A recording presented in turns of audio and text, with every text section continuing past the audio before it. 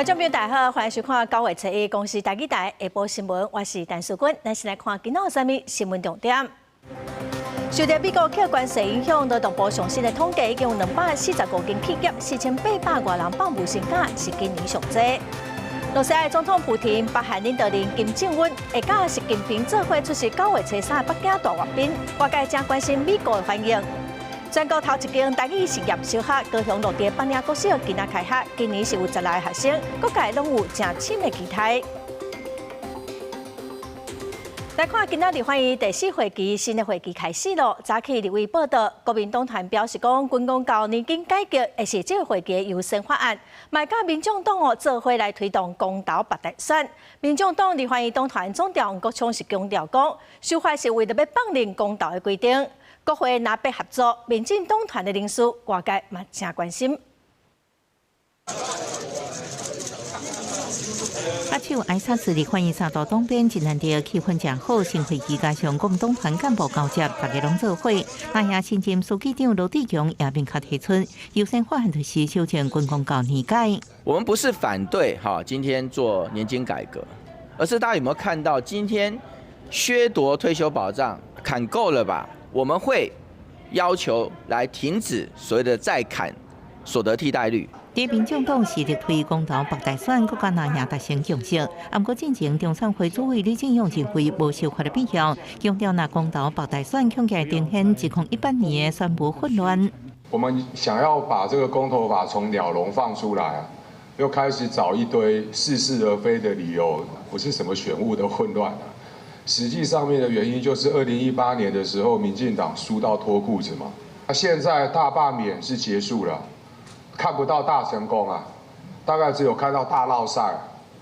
那希望民进党能够汲取教训不要再浪费宝贵的院会时间了。王国昌也强调，民众党顶一会期无通过引用5残法、外送员权益专法，抑个国内移转投票顶案，拢伫本会期处理。然而，安怎亚战拿被联手的国会公司，党团人数阁有正做焦点。今天我们党团会询问给党团所有成员，为期1个礼拜，请大家有意愿担任六长的，请来登记，为期1个礼拜。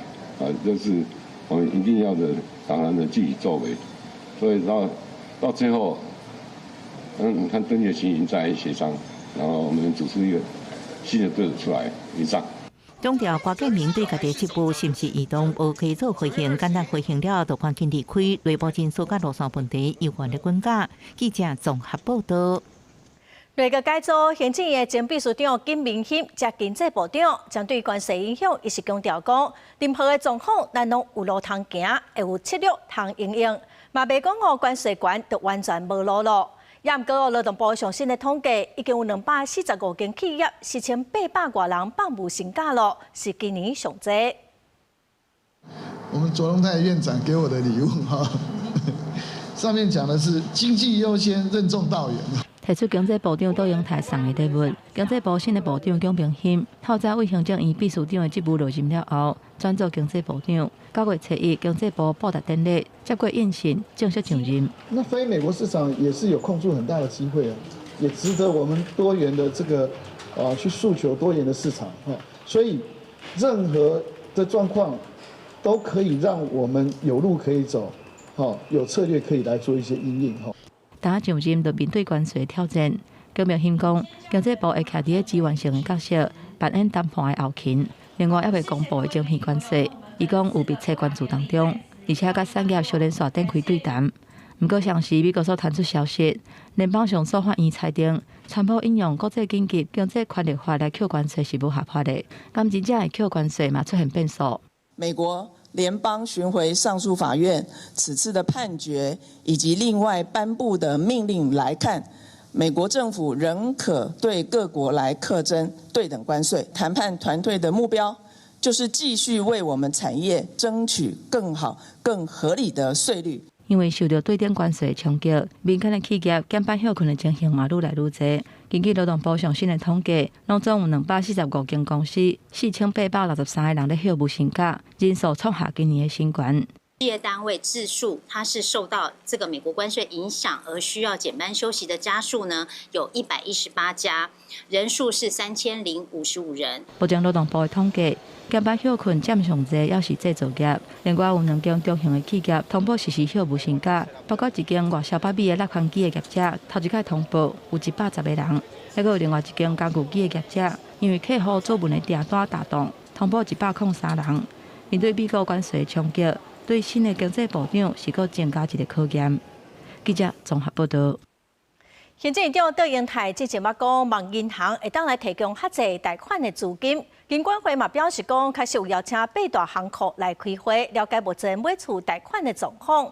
嘛强调讲若有银行违法要求客户贷款，爱搁买其他的金融商品，就来启动调查。金管会主委潘金良在伊出席公开活动，对外证实金管会伫早起找8大公股库开会，搁一摆强调，政府全力支持头一摆买厝的人，同时甲外界警告，若有大小行为是违反规定，会透过金检来查核。另外，今日放零银行法72条支持原价贷款追回，潘金良也做出回应。所有的政策都必须要能够按照实际的情况来做一些这个滚动式的检讨啦。我想。因为实际上我们确实在过去我们的这个比率是偏高，还有就是我们在过去不动产的投资比重呢，我们金管会主要是针对流动性的管控哈，因为我们也不希望说我们大部分的这个存款呢，然后流向流动性比较低的不动产市场。潘金良表示，整体银行拢是特许事业，爱先进社会服务功能，爱全面配合支援。头一摆买家己大厝的民生需求。向各银行发声，徛伫风险管控，爱各自清点各自的贷款追回，互社会大众了解今麦的房贷情形，同时伫银行公会的网站充分公布。严格房贷追回报案最近甚至传出有公务员新办专属的调查有利贷，只贷到6成，专用民营银行加解决准备款不久。宽限期的话，你钱借出以后是不偿还本金的，所以这个资金回流的速度会比较慢。那你回流速度慢的话，其实你能够再放款的资金也就比较有限。对银行来说，收回来的钱变少，能够放出去的钱当然也就不多。专家呼吁，想要买厝的民众一定爱做好风险管控，有关自备款，避免因为贷款成数不足，也是房贷利润悬，造成资金出现问题。各行库安怎放出贷款，金管会会密切关注市场动向，随时检讨。公视新闻采访报道。来看高雄的盐埕区一间老牌的便当店，有民众反映讲，一个排骨便当3项菜佮加两，就要175块，实在伤贵咯。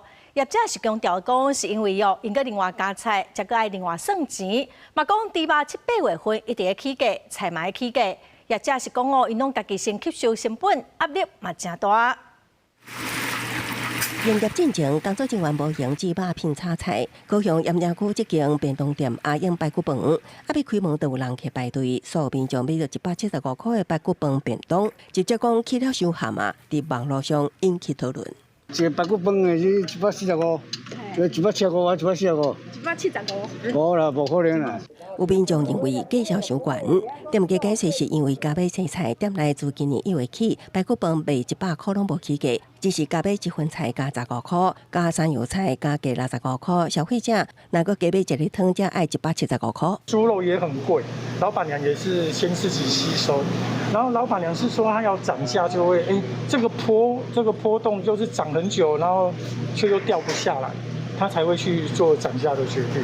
业者讲，店内肉片菜品质较悬，成本也较悬。今年起肉片菜价农历起，店内也是先吸收成本，希望物价有回稳的时刻，才发现起价亲像看袂到进步。当然跟以前比起来是，除了现在是比较贵了。还好吧，都是每位拢安尼啦，都一样啦，每样东西都很贵啊。最近猪肉起上明显，5月底平均每公斤的猪肉价销100块以下，7、8月平均价销每公斤拢超过100，也互业者一直讲价袂少。中原普渡中秋节即寡猪肉需求增加的节日，更较互猪价继续起。高雄有团线业者希望用鸡肉取代猪肉，营养素菜单转回设计，鸡肉品行加厂商强度难关。公视新闻采访报道。刑事局公布，在台湾诈骗车手上接起的银行甲邮局 ATM， 嘛发现讲车手大部分拢是伫下晡1点到半暝12点去领钱，会选伫交通正利便、外交流道，也是捷运站的 ATM。为着要防止诈骗哦，全台湾有12间较热门邮局的 ATM， 伫暗时11点到饭店过3点哦，领钱一届，敢若会当领10万块。其他都不知道，原委都不知道。 30岁姓陈的男性看到警方牵过来，实在是错一条。原来警员为着掠车手，假扮做投资者，甲男性相约买面交50万。掠到男性了后，伊才讲伫面册看到一工领1万的工课，落厝了后才知影是做车手。因为即马全台湾诈骗真严重，进前刑事局公布，全台湾10个车手定去的所在，亲像内部合府邮局、合作金库三重分行、第一银行西门分行、甲湖口邮局、台北南洋邮局、甲国泰人寿3家。 海山通信处为了杜绝车手不法提领，中华邮政在12间 ATM 在特定时段提领，每笔限额最高1万元。就这个时间也没有什么人会来这样，所以其实也还好。提领那么多的，有可能就是车手，可以杜绝的话，我觉得也不错。因为像这附近很多可能像是晚上的场所，都可以需要继续用钱，然后领的话，可能比较麻烦一点。 中华邮政回应以台北南洋邮局做例，暗时时段 ATM 交易量每天大约6条到8条。这个措施敢若调整高一笔的领钱金额，会影响民众领现金的权益。刑事局统计发现，车手真正领钱时段是伫半暝12点甲下晡1点，领的时会挂喙暗，一直换卡。领的地点选伫交通方便的交流道，也是捷运站附近，方便车手来来去去。 老年人在家，所以通常会是在上午的时间开始进行这个诈骗。被害人可能就在中午的时候就开始做一些转账的动作，然后车手就开往在1点多左右做提领。通常造型诈骗会发生在晚上，就你有独处的时间，所以这主要就是因为车手会这个时间来提领。专家指出，车手除了领钱有定领的时段，地点也拢会经过，会找较无警卫，也是较少监视器的环境。另外，除了车手领钱的这种传统诈骗。 呼吁政府也要关注金额较大、虚假汇白诈骗，才当阻挡诈骗愈来愈严重。公司新闻采访报道。国际新闻来看，人7档搁再去中国访问的印度总理莫迪，昨伫上海合作组织天津峰会，甲中国国家主席习近平见面，两国是表示讲会加强交流。罗斯埃总统普提嘛留伫中国4天，按算会甲习近平佮北韩的领导人金正恩做回来出席9月初3举办的北京大阅兵。 外界嘛正关心美国的反应。土耳其总统埃尔多安甲印度总理莫迪两个人握手，果然镜头向正边线，看到罗西亚总统普廷甲中国国家主席习近平两个人徛做伙。翕相时阵，普廷也主动伸手，甲塔吉克总统拉赫蒙简单的致意。上海合作组织成员国家领袖伫中国天津开新一届峰会。此峰会肩负着 凝聚各方共识、激发合作动能、擘画发展蓝图的重要使命。8月30日、9月初一2天的上海合作组织天津峰会，大家注意的焦点之一就是，过7年了，再一遍访问中国的印度总理莫迪。虽然2020中印边境冲突的争议也未解决，不过现主席对美国总统川普的关税政策，双方关系由敌对变作友好。 相互成就的伙伴，实现龙象共舞，应当是中印双方的正确选择。हमारे सहयोग से दोनों देशों के 2.8 बिलियन लोगों के हित जुड़े हुए हैं। इससे पूरी मानवता के कल्याण का मार्ग भी 上海合作组织起源是2001年由哈萨克、中国、罗斯亚、塔吉克、乌兹别克5个国家做伙伫上海宣布成立的国际组织。官网显示，目前有9个成员国家、3个观察员国，一个14个对外伙伴。一般认为，中国甲罗斯亚想要用这边的峰会挑战美国。In the efforts to build a multipolar world, the countries of the Shanghai Cooperation Organization are essential. 罗斯亚总统普廷这回正罕见伫中国停4天，一个带几落位部会首长，规模不止啊大。除了将会甲习近平举行双边会谈以外，9月初3中国举行大规模阅兵时阵，可能习近平、普廷一个北韩的领导人金正恩会共台出现。这种会面对美国有甚么款的压力甲影响，也该看。记者综合报道。罗斯亚总统普廷昨飞去中国的天津参加峰会，这届的峰会规模嘛创历史的新高哦，计共是有23个国家元首参加。该峰会说来9月初3要办大阅兵，也毋过顶礼拜5，中国的重庆大海外场煞出现推翻中国共产党的标语哦。有学者是指出讲，习近平恐惊是要借阅兵来转移中国近来经济甲社会问题。 社群北大2个暗时，伫中国重庆大学城一大楼外壁，有人倒影真侪白个引导中国的标语，全程放送50多分钟。网友甲伊叫做是重庆勇士。等到中国警方弄入去房间，甲投影机关起来时，内底已经无人，桌顶敢若剩一张批。批顶面写共产党犯下的罪行是济甲无法度算，偌济人家破人亡，受尽迫害，佮批评中国就是法西斯。 也那署名的日期是8月16日，传出这位行动者伫这段时间都已经带规个伙仔逃到海外。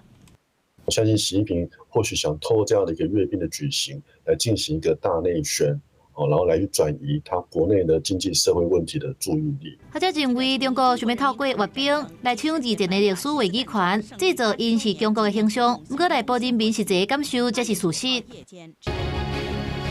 那咱海军司令部是伫93军人节进前放送汉光41号引食成果的影片，其中有真少出现的雄3、精挺型、反舰飞弹、蓝载型干净无人机等等的新装备，也展出无机有名大型补给军舰进入咱港口的重要物资接转的作业，凸显国军不管时徛伫上前线守护国家安全。公司新闻采访报道。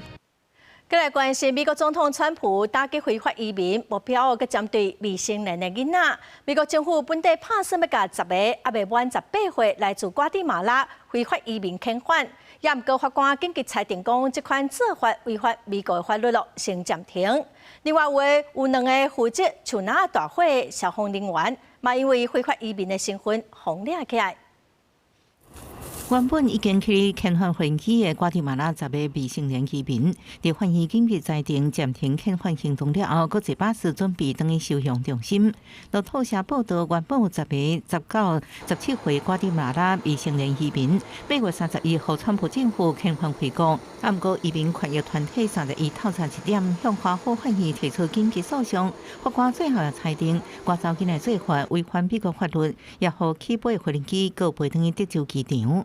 根据美国联邦法律规定的定数，到美国边界时阵，无父母或者是监护人陪伴人，会被看作是无人陪伴移民，会被送到联邦政府营运的庇护中心，一直到因甲家庭成员共同安置，或者是被安置到寄养家庭内底。顶礼拜，美国联邦参议员表示，川普政府计划将差不多700个家己去美国的瓜地马拉囡仔遣返回国，毕竟重新登到进前需要庇护的真歹环境，而且遣返的 费用由瓜地马拉政府承担。针对法官暂停遣返这囡仔14天的裁定，白宫副幕僚长米勒批评法官阻止这囡仔回国甲亲人团圆。另外一方面，美国华盛顿州奥林匹克国家公园7月发生森林大火，真侪所在调派人手协助救灾。集会临时合约消防员伫救灾期间，互边境巡逻队拿查身份，其中2个消防员被掠。当地议员对川普政府打击移民、连救灾消防员拢无放过，是真生气。 I think we have to keep asking questions of this administration. Why was BLM coordinating with Border Patrol? Why were they showing up at an emergency facility?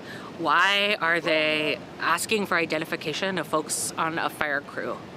根据报道，迄时阵边境执法人员拒绝互被掠人甲同事道别。美国边境巡逻队了后解释，行动是向土地管理局要求协助。当局伫核实身份的时阵，发现2人是非法拘留，其中1人也佫接到遣返令。除了被掠2人以外，也佫42人伫行动内底被要求离开联邦土地。美国新闻服务回应指出，这代志无影响拍会工作。公司新闻警完全编辑。 再来看巴基斯坦黄山河龟落大水后做大水，溪水的水位是中甲有史以来上高，已经造成850个人死亡。伫东北部有超过1400个砖头被淹掉，影响超过150万人。有官员是讲印度的水坝，佮伫这个时间泄洪，造成灾情愈严重。伫巴基斯坦东部甲印度交接的地区的溪流水位愈来愈悬，已经无家可归的村民只好机会放弃，坐来甲因救的船离开。 We don't know where we'll go or when we'll come back. Everything we built is underwater. 旁遮不幸拄到39年来上严重的大水，救援队来来回回甲受灾户带去较安全的所在。因过真侪人因为唔甘要因的生跳甲家伙，一直拖到实在是无法度啊才离开。 政府为了要安撫民众，也个派专门的接驳船来载因的牛。 We fear thieves. We don't want to abandon our animals. The water is rising fast. There are about 300 villages in this area. 旁遮埔的官员讲，伫边境靠海的一个村，水位已经到几60年来上悬。巴基斯坦指控是因为印度无互人有够的时间准备水库向放水，不过印度讲大水库才是主要原因，并且讲事先就发警报。 巴基斯坦即马正拄到连续地面的大水影响，当局警告真侪所在也正危险。 कल हम एक्सपेक्ट कर रहे हैं कि 7.5 से 8 लाख क्यूसिक पानी यहाँ पे आएगा। टोटल आबादी जो थी वो तकरीबन 3,66,000 लोग थे जो दरियाई बेल्ट के अंदर थे। उसमें से हम 3 लाख के करीब लोगों को इवैक्यूएट कर चुके हैं। जो बाकी रह गए हैं उसके लिए 三条主要的溪流拉维河、沙特里河，也个吉纳布河拢满流出来，超过1400村庄河水淹去。 虽然巴基斯坦的温室气体排放量无到全世界排放量的0.1%，不过算是全世界受到气候危机影响上大的国家之一。公司新闻吴文玲编辑。总统府今仔公布国安会新的人事，台北市原赵以翔甲总统府的发言人李问是接任国安会副秘书长，原本两位国安会副秘书长是出任资深委员。 另外，民进党民调中心的前主任郑俊兴是出任总统府的副秘书长。总统府的发言人郭雅辉是表示讲，为着强化国际甲区域的变化，总统任命国安团队4个新的成员。另外，郑俊兴因为有民调的专长，嘛请伊做总统府的副秘书长，望讲会当随时来掌握民意，推动国政，回应人民对政府的期待。 来看网络新闻拢会用客家人、城人版的标题来请民众点入去看。为着要提升新闻的品质，伫9月7日记者节的一天，有23间媒体做伙成立台湾网络新闻自立联盟，设咨询委员会，要来互相监督，望讲会当来建立达到信任的数位新闻。 网络新闻逐公布上新的消息，为着紧，为着网络的点阅率定用惊人的，也是城人版的标题，甚至是欠缺平衡和查证的内容。地区新闻报道定受到批评，和得不到社会信任。目前的网络新闻也阁欠缺法规管理，为着要改善新闻产业的状况，包括公共集团关心网络媒体，也阁有商业电视23间媒体共同组成台湾网络新闻自律联盟。各种带风向的啦，或是错假的讯息。 其实蛮多的。那网络新闻越蓬勃，其实国人对于新闻就越没有感到这个信任感。我觉得自律是台湾新闻最重要新的力量。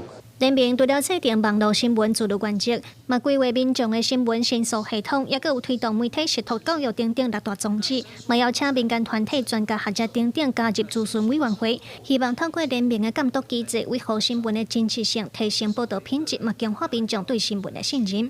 可能有违反我们的自律原则的，这一些案例呢，那我们希望定期的就送交给自律委员会去做讨论。那另外同时，在这个机制里面，我们也邀请了外部的专家跟公民团体来组成咨询委员会。 针对台湾网络新闻自律联盟的成立，司法部表示，媒体生态的自律，通降低错误消息，也是假消息的问题，这嘛关系到民族国家的安全。我们知道的是，新闻内容的真假不应该由政府的行政部门来判断，甚至不应该由政府的立法部门来判断。但是民主国家也不能放任错假讯息流窜，以至于危害到整个国家的安全。最好的方法就是有一个健康、自由而且自律的媒体生态。 联盟表示，媒体虽然是监督政府的第4权，不过这几年包括新闻过度报道，也有人权、和性别平权、族群等等的议题，嘛拢是媒体阁需要搁在拍拼的目标。希望未来透过联盟成员之间互相沟通改善，通促进更较达到民众信任的数位新闻环境。记者卢尚如、郑俊尧台北报道。来看高雄落地的邦岭国小是全国头一间台语实验小学，今仔开学咯。今年是有10来个学生，新学期的头一天哦，校长、老师拢徛伫校门口来迎接学生囡仔。学校各有家长，各有台语界哦，对这个全国头一间台语实验小学，拢有真深的期待。 新学期开学的第一天，邦岭国小校长徛伫大门口，甲囡仔互相用台语讲到早。经过一年的筹备，也有顶学期来试杀用台语教课。对114学年度开始，邦岭国小正式成做全国头一间台语实验小学。面对新学期的转变，无论是家长也是囡仔，拢认真看待，欢喜学习。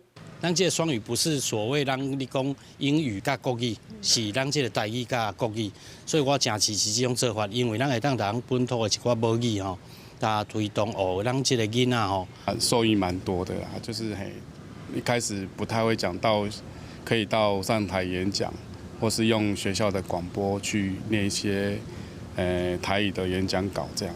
那么你就好胜，啊，那好胜啊，因为。 拼出来就很有成就感。想要搁学较侪，会当甲阿嬷讲的。学校办学用心，得到家长的认同，成做台语实验小学的头一档。一年的新生有16个，那比去年多，阁有2个囡仔是跨学区来遮读的。即摆嘛是全校人数上侪一班。教育局表示，目前拢总投入900万的经费，这学期有4位台语专业师资来协助教课。大连教材也伫咧审议委员的建议下，一摆搁一摆来调整修改。课程的教材全面来重新来编写，去融合咱的台湾的文化特色。 伫咱的课程内底，互咱的学生啊会当讲台语、学文化。透过咱这道邦岭国小的这个经验来思考看卖讲，第一，未来的经费甲预算，咱要安怎来编，会当互台语的这个教育吼，会当来延绵不绝。议员强调，要推动台语实验小学，那公部门的资源一定要对好调，才会当互学校顺利发展。甲头一间邦岭国小做好势，后续其他所在都有根本通参考。记者柯嘉如区朝阳罗一做高雄采访报道。 讲台语一段时间哦，咱过来看学生组成的等囡仔家乡英俗文化组织，参台语的团体来合作，伫中华办活动。20来来自各县市无共科系大学生，带囡仔来认捌台语，来认捌本土文化，那么做伙来看卖。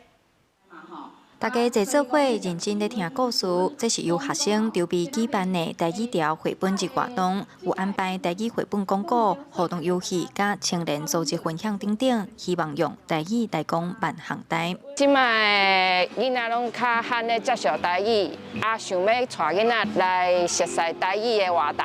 或者知道假水果，然后再回亚洲旗。我不会说台语，但是有这个活动可以让我参加，我就觉得很棒。 学生组织等囡仔家乡英俗文化组织，主要是咧推广中华的在地文化、地方创新。进前嘛，捌伫菜市仔办过活动。即便因参共款是学生成立的台语造团体，伫中华举办台语调绘本日的活动，要甲母语的囡传出去。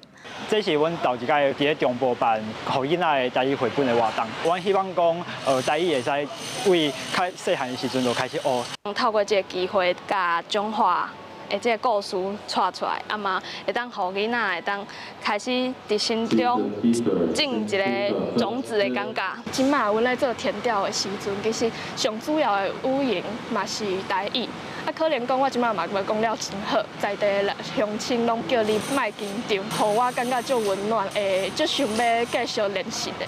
学生团体表示，因虽然有的人台语讲甲袂练转，但是大家拢真愿意甲台语讲倒转来。这届活动计共有26位学生参加，大家发挥专长，有人负责网络宣传，有人设计活动，全部拢是学生家己走上筹备，都是希望用家己的力量关心传承在地文化甲本土语言。记者杨淑成综合报道。 台南中西区的成功国小校园甲边的赤坎文化园区做伙来整理，已经7档外咯。因为过程中去学到历史的遗迹，所以工程嘛延前到今阁还未完成。新校舍的工程是已经在收尾咯，也毋过消防检查阁有欠点，所以学生嘛是阁无法度登去家己的学校上课。9月初高中小开学，担任成功国小囡仔大声唱国歌，兼甲校长老师讲到早。不过这算不是伫家己的学校，是暂时伫文贤国中内的教学大楼。主要因为这间伫赤坎楼边仔的成功国小，当初文化部拨8亿来修缮赤坎文化园区，连学校嘛做伙修建。煞时间期间，学到历史遗迹、地书工程一直迁着。到单7档外，游玩也袂好，有家长难免无奈，嫌送囡仔补习无利便。讲连咪要等呀，等我。等呀，讲一档外个。档外个袂好。新的一年能够顺利回到新的成功国小，结果没想到开学又有一点小。但是没办法，因为校长其实对品质蛮要求的，教学品质，然后还有学生的。教学的环境蛮要求。校校师生300人，内底有40-50个是今年转来的学生，大家拢期待这个全新校舍通早期完成。其实这校舍已经在收尾，无经过消防安检发现有真侪所在有亏欠，校方以校方安全为优先，强调等品质拢总符合标准，才搬转去本校。暂时先继续伫咧文贤国中上课，难免让部分的家长甲囡仔失望。送完件之后，到现在也还没有完完全全整个做。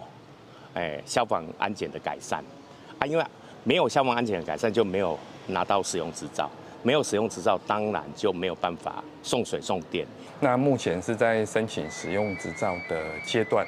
那我们使用执照大概会有一个前置的，就是消防的竣工查验的这一个审查，也就是消防的这个许可取得之后，我们才可以接下来再取得我们的使用执照。教育局表示，大家拢有公车接送囡仔上下课，减少家长的困扰。目前消防新查市府讲已经积极咧改善当中，到时等新查通过，就会使送去工务局来申请使用这条的许可。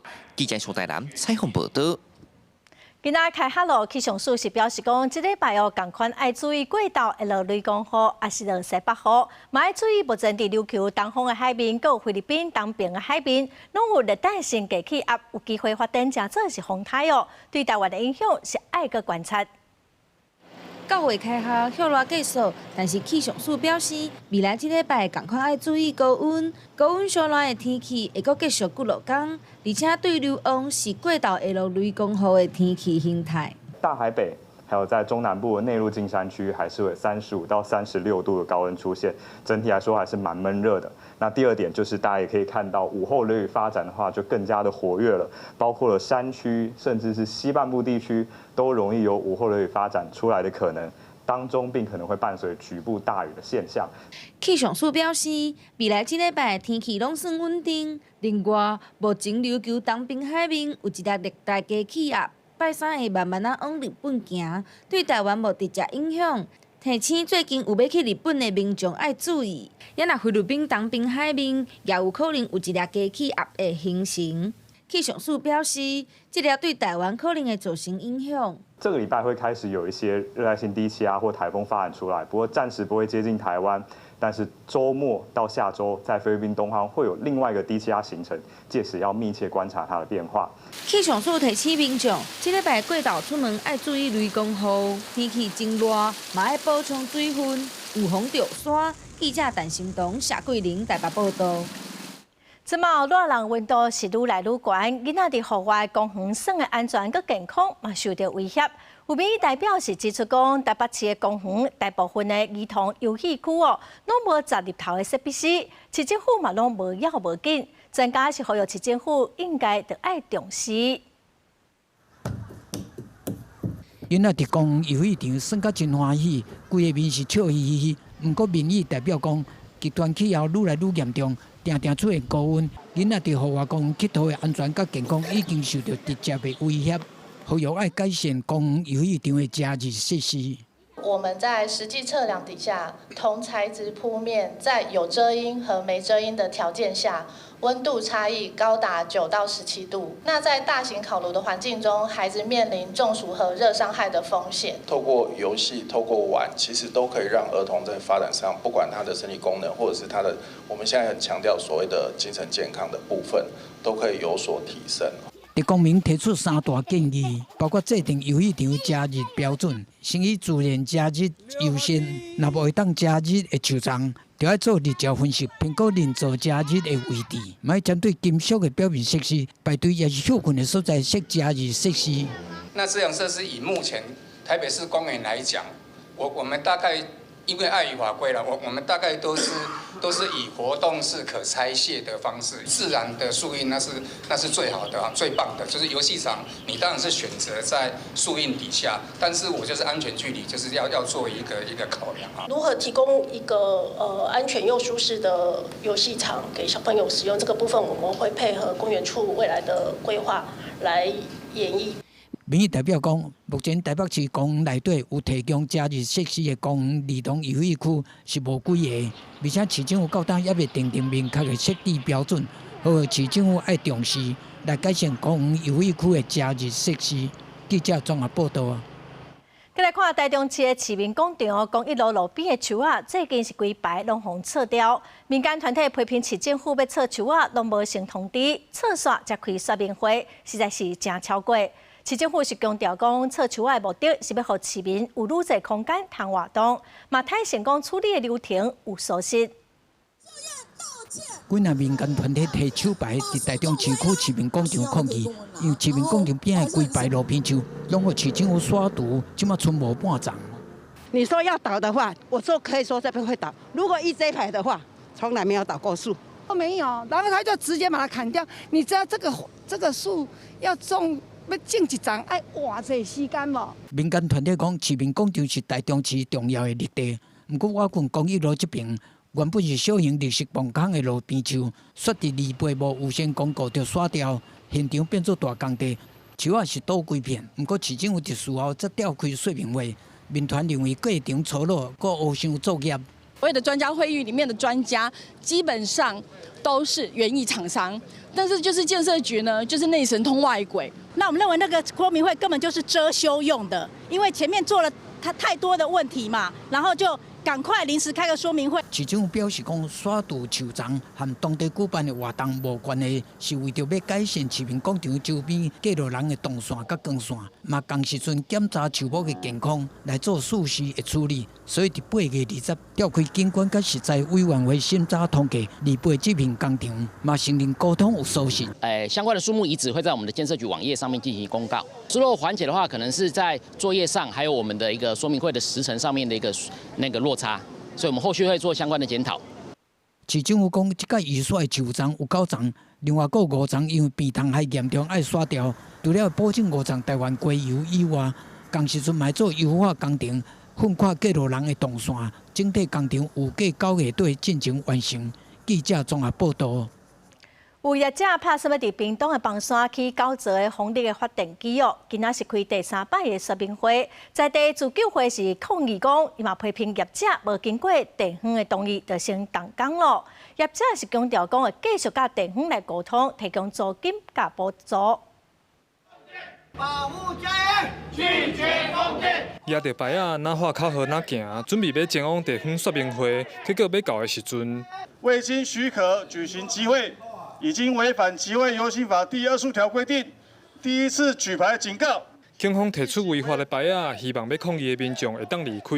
不过自救会人员表示，居民有参与地方说明会权利。和现场的警察对上，黄林村村长表示，反风力发电自救会会长伫顶礼拜4，佮接到不明人士敲的电话，让因心内感觉不安。自救会会长讲，参与的有一半以上根本不是当地居民。我们的农作物一定会受损，百姓的生活一定会跌下来的。还有一点，破坏大自然。这个大自然才是我们最重要的。我们刚会长礼拜4晚上有接到陌生人跟他讲一些话，让他心里不安。无受抗议影响，地方说明会准时进行。风力业者表示，顶摆讨论要甲西雅国中迄座提掉，因尊重地方的意见，扣掉一座目前规划9座的风力发电机。不过伫同时间，西雅国中对面的旧庄单，煞已经铺平，准备要起风力发电机的基座。业者强调，这边只是单纯做测试、收集资料尔。那个是跟工研院合作的一个风资源调查的计划，所以那是在研究说那边的测量仪器。乡公所好像都不知情，就是你们要做这样的。这个部分其实是那个县政府管理的，那我们有请示过县政府这边的长官，那我们的主管机关能源署的部分，我们也有去请教，那这个部分都有做过相关的沟通。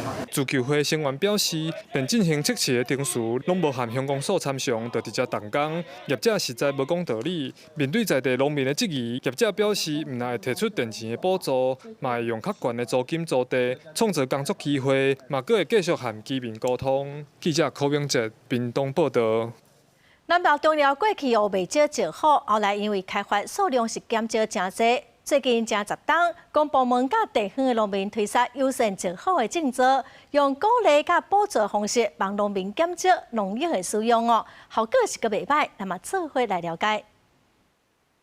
过去南投县中寮山区正接看到石虎，不过因为农地开发石虎的数量是愈来愈少，这10多年来，公部门透过奖励来鼓励优先石虎的种植，嘛有愈来愈侪农民认同甲支持。农业部生物多样性研究所表示，亲像这几年因着咧设生态服务基础计划。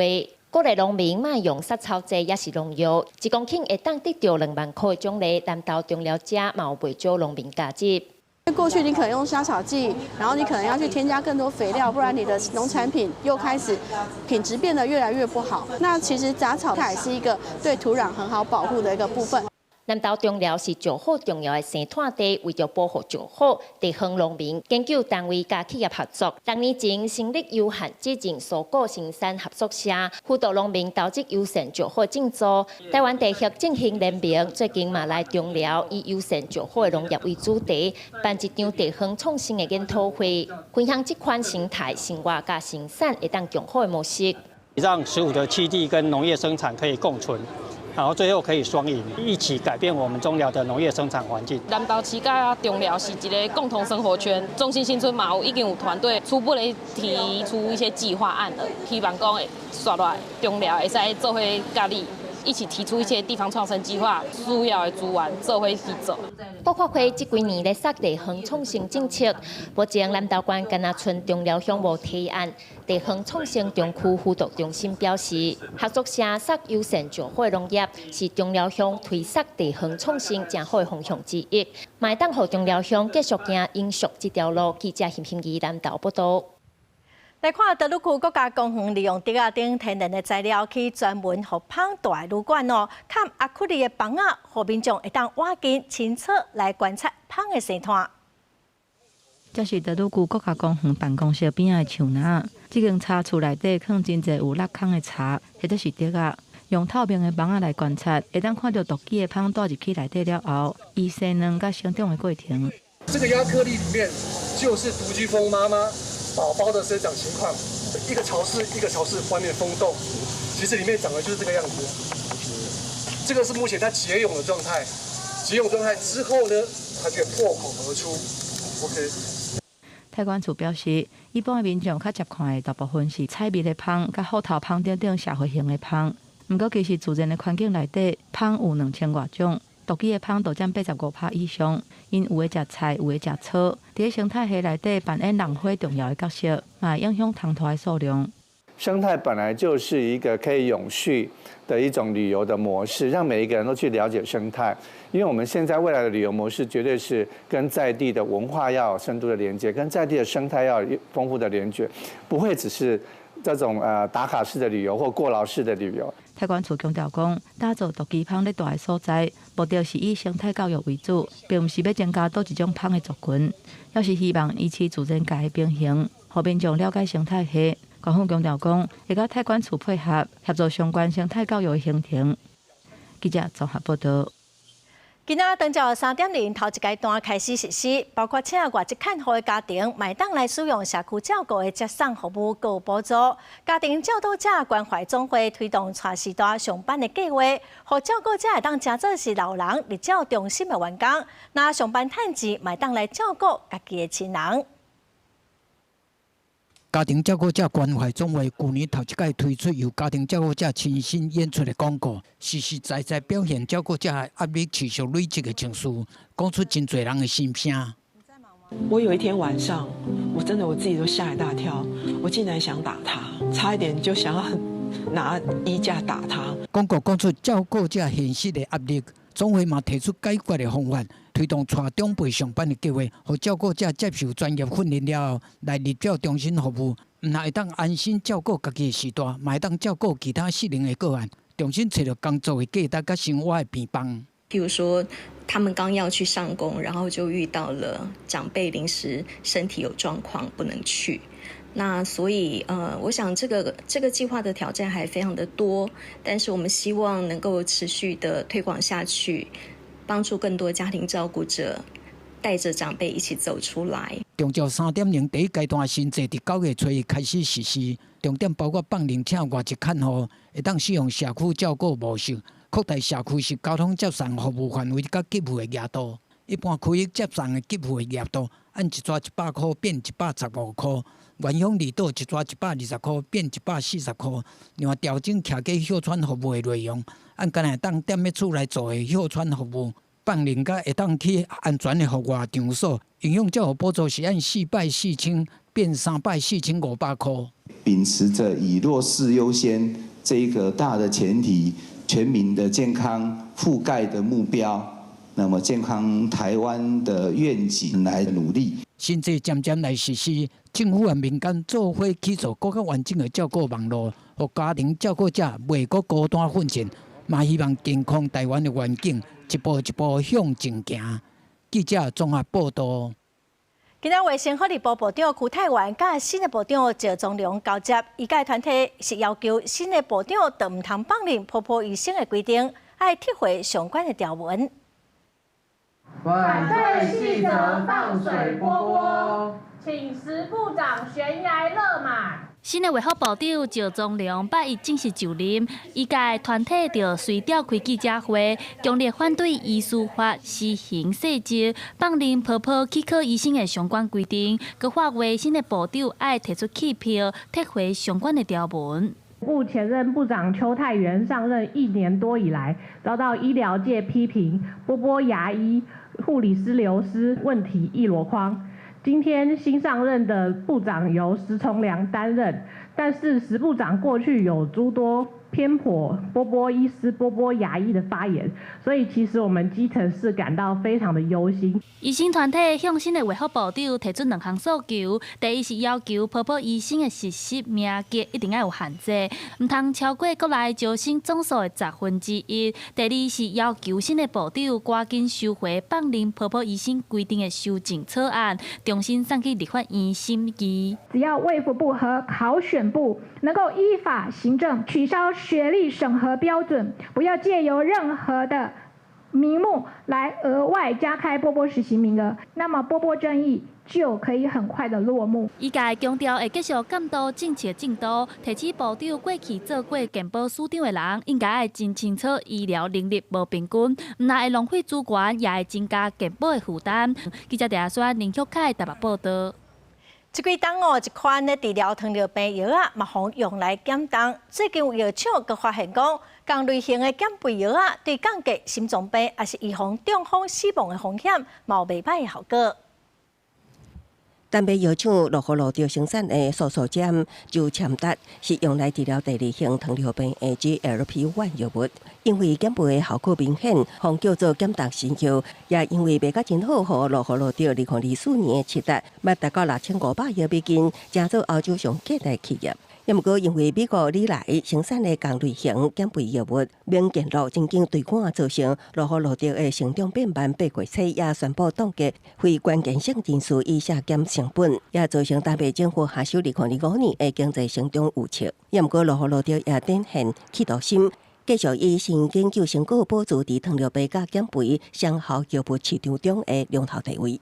这项伫西班牙欧洲心脏病学会年会上发表的研究显示，针对过重也是大箍、有心血管疾病，也毋过无着糖尿病21000多名患者的实际临床使用结果比较，伫连续使用30日的情况之下，比历来的免健路加同款药物 Rebound 乐和路德2.4毫克剂量的就签达，会当互心脏病发作、中风也是死亡的风险降低57%。另外，无论治疗敢是有中断，比起历来同类药物使用就签达，心脏疾病风险甲任何关键造成的死亡率有望降低29%。研究也显示，两间药厂生产的减肥药物，中大心脏不良事件发生率其实拢偏低，低过0.4%。不过研究人员表示，这类研究方式无法度像随机临床试验同款证明因果关系，而且这项研究也因为追踪时间伤短，来限制研究结果。罗河路调新生产的高剂量口服板就签达。临床晚期试验显示，会当帮助超重还是大裤大人减掉15%的体重，有希望伫年底通过美国食品药品管理局 FDA 审查，敢会当高创市场的销售量有待观察。公司新闻刘淑君编译。英国保育团体呼吁两尾长颈的动物上吊进行长期的监测，最近发现讲经生态第2代咯，和保育人员是非常的欢喜。英国的保育团体伫9个月进前。伫英格兰西南部的森林内底，秘密野放强要绝种的动物上吊，拢总8只母的甲7只公的，而且伫因的分尸顶挂无线电的追踪器，即嘛透过自动监测的卡米拉，还佫翕到细只的上吊，伫暗时喙甲细只的食灵动物当咧找食的画面。This is a real kind of success point, obviously, for the project. Any reintroduction project, you want to see animals breeding and then dispersing across, well, in this case, across the southwest. It's going to be a very slow progress for that. So having young in the first year is a really good point. 为19世纪维多利亚的时期开始，真侪腊肠的看守员会用枪甲上吊断时来做算，或者是为着要得到因的皮衫，大量掠起来抬。佮加上1900年了后，英国95%的森林因为农业发展、城市扩大、森林大量的树仔互错掉等等的原因，地处上吊的栖地愈来愈少，互因愈好找到食的甲伴侣。所以有甲1世纪外的时间，拢无佮看过上吊出现伫咧这片森林内底。We've been monitoring the pine martens with radio tracking. They tend to frequent places where it's quite easy access, so they might even use footpaths as well. To actually get the footage of them dashing through the undergrowth and climbing around on tree stumps and things is just amazing. We're really excited. 虽然全世界上吊数量愈来愈少，不过并无确定统计数字。保育人士讲，有即个成功的经验，未来这几年才会上吊数量会稳定成长。所以今年的秋天会阁野放阁较侪上吊。公司新闻新乐培编译。大家拢讲海底的智商真悬哦。最近伫澳洲发现有一款海底会吸海绵夹伫喙，伫海底石头旁伫找食食的时阵，就用来保护喙哦，还袂受伤，实在是真巧。咱做伙来看卖。澳大利亚西南部的沙希湾，部分海底会用一种独门的机卡来掠食物，秘诀是伫喙的上头前吐一块海底起来的海绵。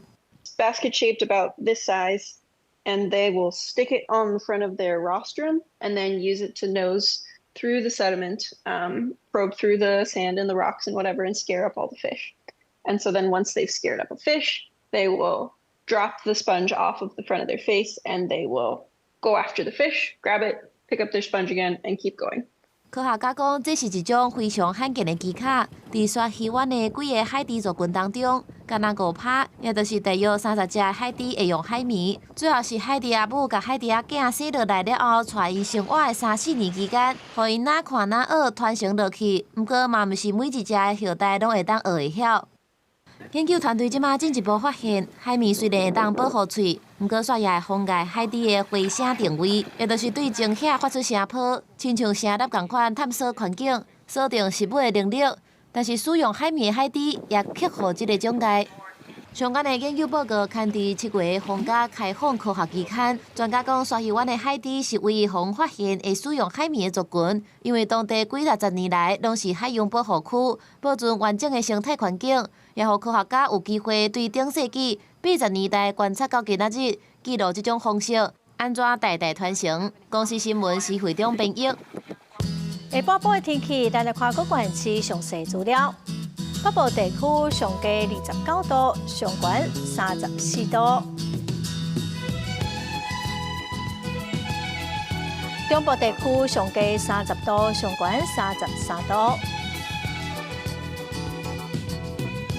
南部地区上低29度，上悬33度；东部地区上低29度，上悬32度。华岛地区上低28度，上悬32度。